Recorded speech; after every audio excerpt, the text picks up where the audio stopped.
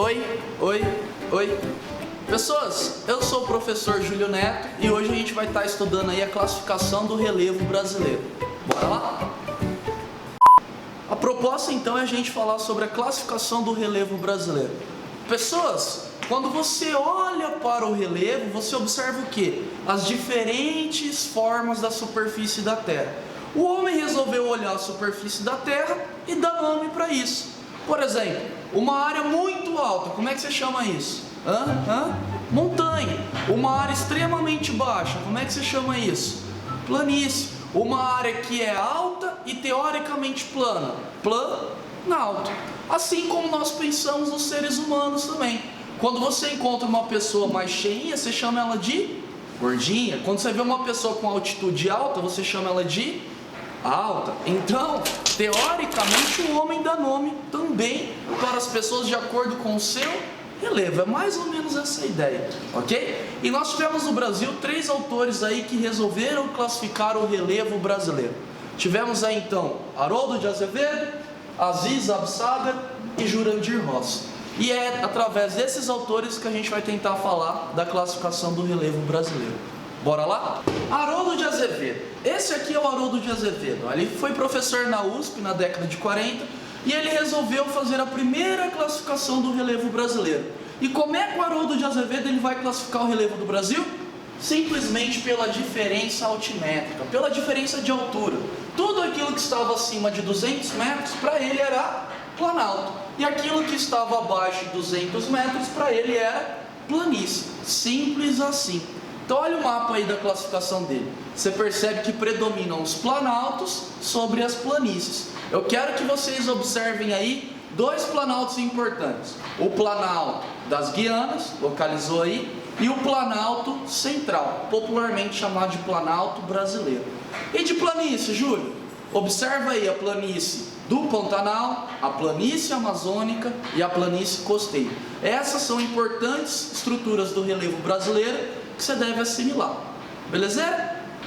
Aziz Nassib Absaber foi professor da USP também e na década de 60 ele vai resolver classificar o relevo do Brasil. Um pouquinho diferente do professor Haroldo de Azevedo. Ele vai classificar não a partir dos critérios altimétricos, mas sim a partir da questão morfoclimática, ou seja, como o vento, como a chuva, como os agentes que compõem o clima irão atuar sobre o relevo. Os planaltos vão ser resultado do processo erosivo, ou seja, a erosão nesses lugares predomina sobre a sedimentação. Já as planícies, ou chamadas aí de terras baixas, você percebeu em algum lugar escrito terras baixas, é a classificação das Aziz Absaber, tá? Que é a mesma ideia de planície. Vai predominar aí o processo de sedimentação. O acúmulo de sedimentos predomina sobre o processo erosivo. Então, aonde predomina a erosão, para ele é planalto. Aonde predomina a sedimentação, para ele é planície.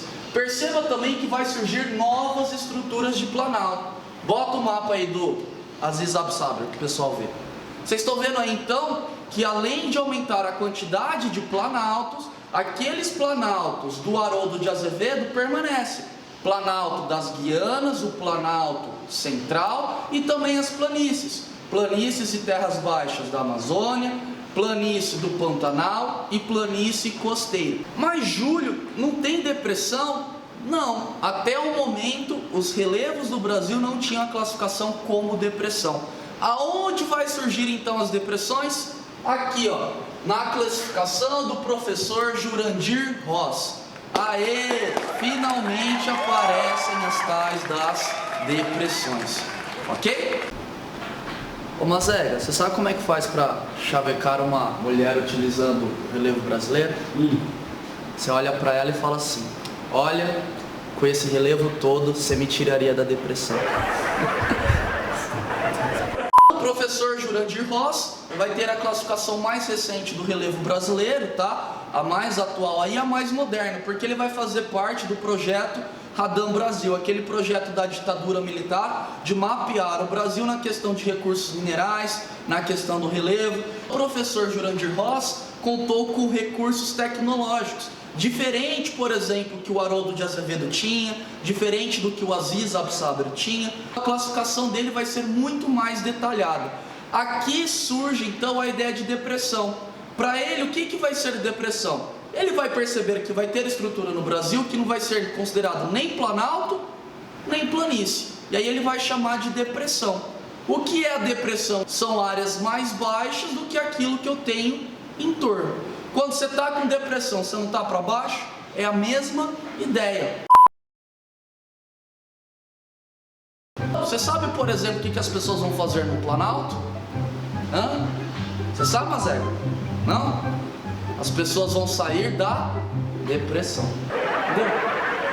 Foi ruim, né? Vai continuar a história do critério morfoclimático, só que ele vai utilizar também o critério altimétrico. Planaltos vão ser superfícies aí acima de 300 metros. Planícies, superfícies abaixo de 100 metros. E depressões, superfícies entre 100 e 500 metros. E eu falei para vocês que ele utiliza o critério morfoclimático, é a mesma ideia do Aziz, não é? Então você já sabe, planalto vai ser resultante do processo erosivo predominante, as planícies, resultado do processo de sedimentação, e as depressões também serão resultados do processo de erosão. E aí, como eu sou seu amigo, como eu quero te ajudar, eu vou mandar um rap aí para você tentar assimilar isso, ok? Bora lá cantar comigo? Relevo brasileiro, acredite meu irmão, tem planalto, tem planície, mas também tem depressão. Planalto e depressão são consequências da erosão e a planície é resultado de uma sedimentação. Relevo brasileiro, acredite meu irmão, tem planalto, tem planície, mas também tem depressão. Planalto e depressão são consequências da erosão e a planície é resultado de uma sedimentação. Legal? Depois desse momento artístico aí, tô até sem fôlego, Aí, até perdi o Jurandir Rosa, então, ele vai classificar o relevo em planalto, planície e depressão. Só que aí ele vai perceber que planalto não é tudo igual. Ele vai perceber que planície não é tudo igual. Ele vai perceber que depressão não é tudo igual. É igual comida. Eu gosto de dar o exemplo disso com comida. Imagina a lasanha. Tem lasanha bolonhesa, tem lasanha a molho branco, tem lasanha de berinjela. Com o relevo vai ser a mesma coisa. Tem planalto. Mas existe planalto do tipo serra, existe planalto do tipo morro, existe planalto do tipo chapada. Tudo isso são formas diferentes de planalto. Tanto é que ele vai colocar lá, são superfícies irregulares com diferentes formas. Como é que ele vai definir depressão? São superfícies mais baixas que as áreas ao seu redor, predominando o processo erosivo. Planície, superfícies abaixo de 100 metros, onde predomina o processo de sedimentação. Então bora lá ver quais são os tipos de planalto, planície e depressão que o Jurandir coloca pra gente. Ele vai ter então planalto residual, planalto arqueado, planalto em bacia sedimentária e planalto orogênico. Planalto residual, olha o nome dessa palavra, residual, que residiu ao tempo. Então são planaltos muito antigos. Se são antigos, são planaltos cristalinos. Então eu estou falando das superfícies no Brasil de maior altitude. É o planalto residual norte amazônico e o planalto residual sul amazônico. Júlio, é nesse planalto então que fica o pico 31 de março? Que fica o pico da neblina, que são os pontos mais altos do Brasil? Sim. É aí que fica o Monte Roraima, onde o comendador na novela lá foi jogado? Sim. É nesse lugar que o Aziz Absaber e o Haroldo de Azevedo chamavam antigamente de Planalto das Guianas e Planalto Central? Sim. O Jurandir Rosa vai mudar o nome para Planalto Norte Amazônico e Sul Amazônico. Ok? Planalto cristalino arqueado. Ele já coloca lá na classificação que é um planalto cristalino. Então você já sabe que são planaltos antigos. Arqueado, gente, vai estar associado à ideia de ser isolado. Então são planaltos isolados. O maior exemplo disso é o planalto da Borborema. O planalto da Borborema é um planalto do tipo arqueado. Ah, Júlio, então aquele planalto que está lá no Nordeste e contribui para o clima semiárido é um planalto do tipo arqueado? Sim, coleguinha, é um planalto do tipo arqueado, ok? Gente, planalto orogênico. Planalto orogênico, então, são planaltos. Lembra lá de orogênese, movimento horizontal das placas tectônicas? O movimento horizontal de placas tectônicas formam o quê? Dobramentos modernos. Então, planaltos orogênicos são dobramentos antigos, ou seja, antigas montanhas, que com o passar do tempo, com os agentes erosivos, vento, chuva, enfim, se tornaram planaltos. E aí eu vou dar uma dica para você. Normalmente, esses planaltos orogênicos vão ter o formato de serra. Olha no mapa aí o Planalto Atlântico. O Planalto Atlântico é um planalto do tipo orogênico. Em cima dele existem várias serras. Serra da Mantiqueira, Serra do Mar, Serra do Espinhaço. Todas essas estruturas são estruturas cristalinas. Se são estruturas cristalinas, tem tendência a ter o quê? Minerais metálicos. Ah, então o quadrilátero ferrífero, que está sobre o Planalto Atlântico, é um planalto orogênico e logo tem mineral metálico? Sim. Quem fica sobre o quadrilátero ferrífero? A Serra do Espinhaço, que eu acabei de dar um exemplo para você dela. Ok? Beleza? Planaltos em bacias sedimentares. Pessoas, olha o nome, sedimentar. Então está associado com a estrutura de rochas predominantes sedimentares. São planaltos que normalmente vão ter a forma de chapada. Calma, beber, cair, levantar. Essa é a dica que eu dou para vocês. Então olha esse planalto aí. Planaltos e chapadas da bacia do Paraná. Então é o planalto com formato de chapada, onde ele está estruturado por rocha sedimentar. Em alguns desses planaltos, principalmente na região sul e região sudeste, você vai ter no meio dessas rochas sedimentares erupções vulcânicas através do basalto. E aí nesses planaltos vai ter a presença de terra roxa, aquela terra fértil lá que o agricultor adora, ok? Por isso que esse planaltos e chapadas da bacia do Paraná, às vezes vai ser chamado de planalto arenítico, basáltico. Arenito, rocha sedimentar, basalto, rocha vulcânica das erupções. Beleza? Planície, ele vai dividir em duas, planícies continentais e costeiras. Continentais que estão no continente. Daquelas que eu já havia falado com vocês, do Aziz Absaber e do Haroldo de Azevedo, a amazônica e a do Pantanal vão ser planícies continentais. Já a planície costeira do Haroldo de Azevedo e do Aziz Absaber, que muda o nome para planície litorânea na classificação do Jurandir Ross, é uma planície do tipo costeiro. O que vai formar essas planícies? Aí você pode ter agentes como, por exemplo, as ondas do mar junto às planícies costeiras. Você pode ter agentes como os rios, como por exemplo na planície amazônica, você tem lá os rios como por exemplo o rio Amazonas, ok? Vale lembrar que a planície costeira é uma formação recente, era Cenozoica. Já as planícies continentais são formações mais antigas, Paleozoica.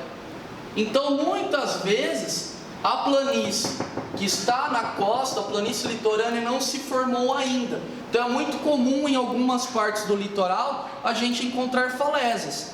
Olha aí o que é uma falésia. Então você percebe que a planície em si ela não foi formada ainda, porque é uma formação recente. Não deu tempo ainda do relevo ser desgastado e ocorrer o acúmulo aí de sedimentos. E aqui então o diferente, a tal da depressão. Tem três tipos de depressões: interplanáutica, periférica e marginal. Interplanáutica, como o próprio nome diz, depressões que estão entre dois planaltos. E aí você tem uma depressão, olha a dica, ó, o que é isso? Bota de fundo aí para ajudar a galera.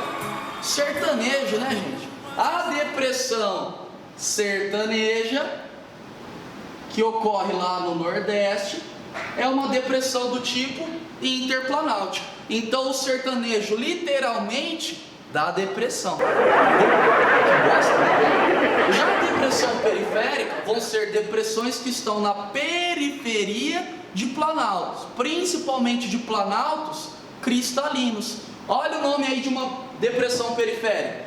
Depressão periférica da borda leste da bacia do Paraná. Ou seja, da borda leste ao lado do Planalto Atlântico, que é um planalto cristalino. Beleza? E depressão marginal são depressões aí que estão às margens de bacias sedimentares. E aí no Brasil você tem duas: a depressão norte amazônica e a depressão sul amazônica. Beleza? Então, se você for prestar vestibulares de São Paulo, como por exemplo a Unesp, a FUVEST, a Unicamp, é importante você conhecer especificamente o perfil geológico de São Paulo. Olha essa imagem aí, eu tenho 4 estruturas importantes, ok? Vamos de leste para oeste. Eu tenho então a planície litorânea, que é uma formação recente, cenozoica, muitas vezes não foi desgastada, então às vezes eu encontro falésias, que são essas diferenças altimétricas aí junto ao litoral, porque não foi desgastado ainda. Eu tenho uma outra estrutura que é o Planalto Atlântico, é um planalto extremamente antigo, então tem escudo cristalino. Se tem escudo cristalino, posso ter ali recursos minerais, que é o caso do quadrilátero ferrífero. Se é planalto orogênico, vai ter formato normalmente de serras, Serra da Mantiqueira, Serra do Mar, Serra do Espinhaço, que é onde está o quadrilátero ferrífero. Eu tenho a depressão periférica, que começa a ser formada na Eras Paleozoica, e eu tenho o outro planalto, que é o Planaltos e Chapadas da Bacia do Paraná. Esse planalto vai ter formação principalmente de rochas sedimentares. Então ele é popularmente chamado de planalto arenítico basáltico. Arenítico porque o arenito é uma rocha sedimentar que deu origem a ele. E basáltico porque ocorreu ali erupções vulcânicas. Logo ali tem o quê? Terra roxa. Beleza? E aí eu tô aqui para tentar facilitar a sua vida. Então tem uma musiquinha que a gente vai tentar resumir esse perfil geológico do estado de São Paulo, tá? Lembra do padre Marcelo Rossi, que fazia sucesso no Domingo Legal? Que tinha essa música aqui que era muito famosa? Adorava cantar ela. Louvemos ao Senhor. Então, através dela a gente vai cantar aí o perfil geológico do estado de São Paulo. Bora lá cantar comigo? O relevo de São Paulo, 2 planaltos ele tem. A leste é o Atlântico, formado no pré-cambriano, e tem as serras. O relevo de São Paulo, 2 planaltos ele tem. A oeste é o arenítico, formado no Mesozoico. Tem terra roxa? O relevo de São Paulo, só planalto ele não tem. A depressão é periférica, formada no Paleozoico. Olha a questão. O relevo de São Paulo, só planalto ele não tem. Tem a planície litorânea, formada no Cenozoico. Tem falésia? Pessoas, então estamos terminando nossa videoaula. Espero que tenha sido produtivo para vocês, espero que vocês tenham gostado. Qualquer dúvida aí deixa no comentário e até uma próxima, beleza? Fui!